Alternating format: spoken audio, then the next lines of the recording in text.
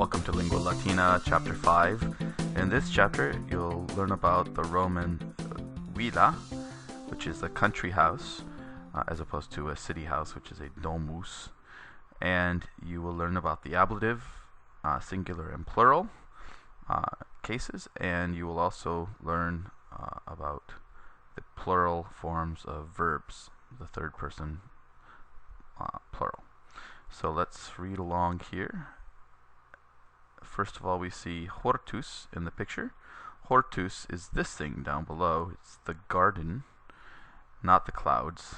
It was kind of misplaced. So hortus is garden, and villa is country house.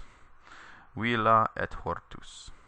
Ecce, villa et hortus Julii. Julius in magna villa habitat. Pater et mater et tres liberi in villa habitant. Julius et Aemilia tres liberos habent.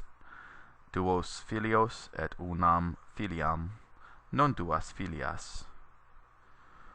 In villa multi servi habitant. Dominus eorum est Julius, is multos servos habet. Ancillae quoque multae in villa habitant. Domina earum est Aemilia, ea multas ancillas habet. Julius in villa sua habitat cum magna familia, pater et mater habitant cum Marco et Quinto et Julia. Julius et Aemilia in villa habitant cum liberis et servis et ancillis. Okay, let's go through and translate this. I'll point out a couple grammar features. The house, or the country house, and the garden. Look, ecce means look. Look. Julius's house and garden. Julii being the genitive singular. Julius lives in a magna villa, in a great or large house. The father and the mother and the 3 children live in the house. Habitant, habitat. Julius habitat, Julius lives. Pater et mater habitant, Julius, father and mother live. Notice the T and NT, singular and plural. Julius and Aemilia have 3 children. They have 2 sons and 1 daughter, not 2 daughters. You have to carry over the habent into that second part. In the house, many slaves also dwell, or many slaves live in the house.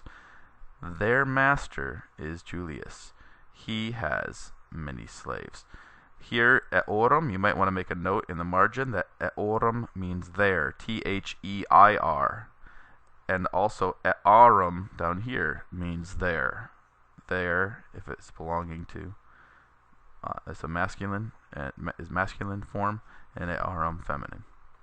Ancillae quoque multae in villa habitant.